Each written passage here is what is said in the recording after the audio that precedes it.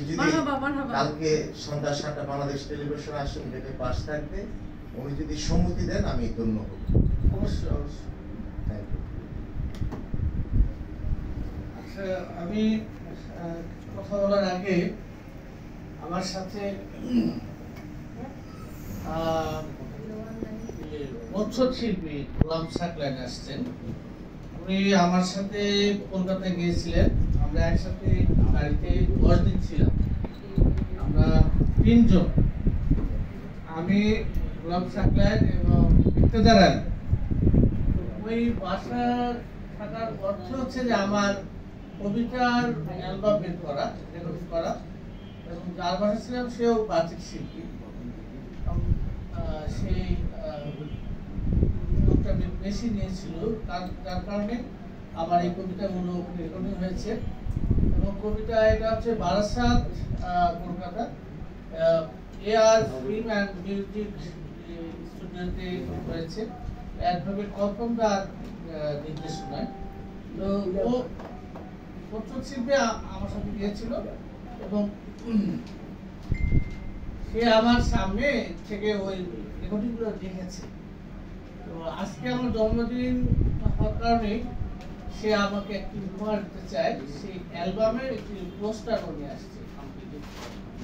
তো গোলাম সাকলাইন এই মুহূর্তে আমাকে সেই পোস্টারটি করবেন এবং ওখানে অ্যালবামটি আমরা ভারত বাংলাদেশে যে পরিস্থিতি, যার জন্য যেতে পারছি না, হয়তো ভিসা পেলে ওরা অনুষ্ঠানটা করলে আমাদেরকে ডাকবে এবং আমরা ওখান থেকে ওখানে আমরা এই অ্যালবামটি নতুন করবো। আজকে শুধু প্রচ্ছদটি উনি নিয়ে আসছেন, এখানে যারা আবৃত্তি করেছেন তাদের ছবি আছে, সৈয়দ ইফতেজার আলী, মধুমিতা বসু, নেপালের হচ্ছে রাজেন্দ্র গোড়াগায়, আর ওই পাশে বাংলাদেশে আমারই শালা প্রবঞ্চনা, তো হাইম নাম। তো এদের উৎসাহ ছিল যে আমার কবিতাগুলো তারা আবৃত্তি করবে এবং কলকাতায় রেকর্ডিং হবে। এবং মানে সুযোগ ছিল যে ইফতেজার আলীকে আমি তো পাই না, বাংলাদেশেই তাকে পাই না, এখন অস্ট্রেলিয়া আছে, তাকে দাওয়াত করেছে, সে আসতে পারে নাই আমার জন্মদিনে, আফসোস করেছে। তো এই অনুষ্ঠানে কলকাতায় যদি হয় আপনাদের দাওয়াত থাকলো, যদি আপনাদের সুযোগ থাকে, আপনার বসে থাকলে আপনাদের আমাদের সাথে যেতে পারবেন। ধন্যবাদ।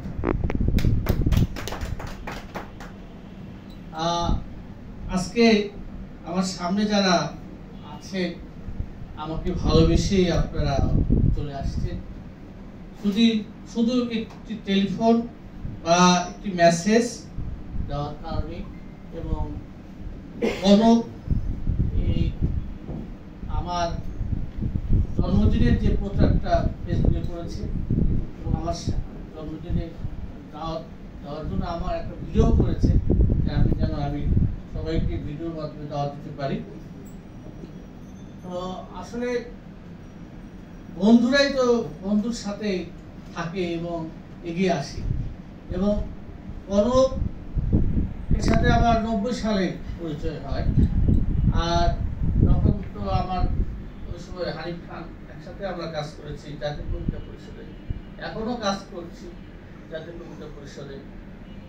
তো কনক আমাকে 2014 সালে জাতীয় কবিতা পরিষদ প্যান্ডেলে বলল, ফারুক ভাই আপনি আসেন আমাদের সাথে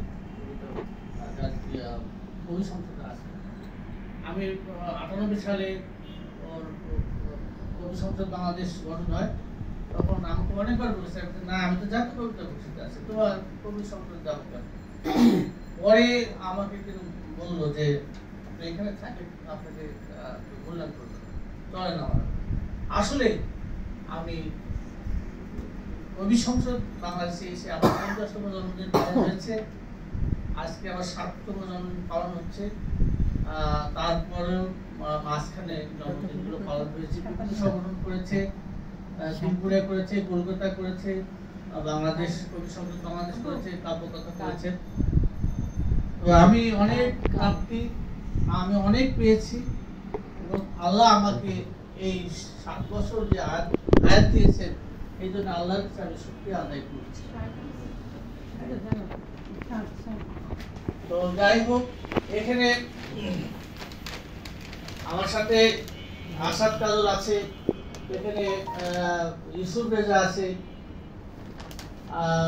এখানে আমরা জয়কে আমরা দেখি আমাকে জোর করে হলো একটু কবিতা লেখায় আর কবিতা দিতে হবে ফারুক ভাই।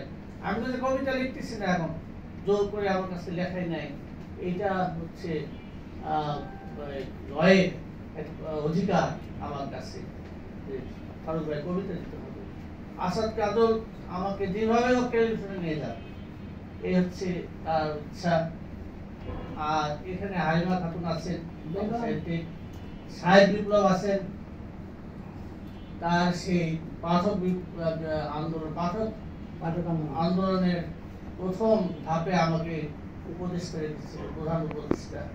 আমি বলেছি ঠিক আছে, প্রথমে পাঠক আন্দোলন না করলে, পাঠক সৃষ্টি না হলে কবিরা টিকে থাকবে না, এই জন্য পাঠক আন্দোলন দরকার। তো সেই বিভিন্ন জেলায় ঘুরে ঘুরে কবিদের বই বিভিন্ন লাইব্রেরিতে দিয়ে আসছে এবং এখনো সেই আন্দোলনের সঙ্গে আছে। তো আমি এখানে আখি আলম আছে, আমার লেখা গান গায়, বিপ্লব তারা সেভাবে আমার লেখা গান গায়। এখানে সানা সুলতানা, তাসলিমা, রূপক আছেন, তার সাথে আমার কলকাতায় পরিচয় হয়েছে, তিনি ভালো গান করেন। তো আমেরিকা প্রবাসী আজকে প্রধান অতিথি হয়ে আসছে, ওনার সাথে আমার গত একটি কবি সংসদের একটি অনুষ্ঠানে, শরতের কবিতা অনুষ্ঠানে পরিচয় হয়েছে। তো সেই সুবাদেই উনি আমার জন্মদিনে আসছেন। তো আমি সবাইকে ধন্যবাদ জানি আমি আমার একটি কবিতা পাঠ করছি। ভালোবাসা বায়না হবে, ভালোবাসা বায়না হবে, চুরি ফিটা আয়না হবে, নতুন নতুন বায়না হবে, গাড়ি বাড়ি সবই হবে। ভালোবাসা বায়না হবে, সোনারগাঁ হোটেল হবে, নিত্যদিন সোয়াগ হবে, ছোট ছোট বায়না হবে। ভালোবাসা বায়না হবে, বেনারসি শাড়ি হবে, হাই হিল জুতা হবে, সুগন্ধি সেন্ট হবে। ভালোবাসা বায়না হবে, রমনা পার্কে যাওয়া হবে, নতুন নতুন নাগর হবে, প্রেম ভালোবাসা বায়না হবে, পরকীয়া প্রেম হবে, যুগল যুগল স্বামী হবে, একটা ছেলে উন্নত হবে। ভালোবাসা বায়না হবে, সংসারের 12টা বেজে দিলাম পাই, সমুদ্র পাড়ে ঝিনুক ভালোবাসা বায়না হবে, বিদেশ ডুবে রান্না হবে, কারি কারি টাকা হবে, তোমার আমার প্রেম হবে। ভালোবাসা বায়না হবে।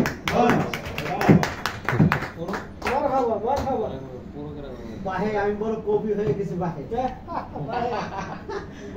আমি বাংলা একাডেমিতে এখনো সদস্য হতে পারিনি, কিন্তু আমার আক্ষেপ, আমি ওই কবিতাটিতে দিয়ে আমি আসলে আমার আক্ষেপটা প্রকাশ করেছি যে মনে অনেক প্রেম মনে হয়। হ্যাঁ, কবিদের অফুরন্ত প্রেম মনে হয় কবিদের মনে। হ্যাঁ, কবিরা তো সবসময় ভালোবাসার মধ্যে থাকে। আমি আজকে ওই তাসলিমার প্রেমে পড়ে গেছি, এত সুন্দর গান গাইছে যে আমি হাত ফেল করার অবস্থা, আমিও ফেলি। আমার হাত মারবে কয়দিন পরে দেখতে অবস্থা। ভালো গান গায়, ভালো গান গায়।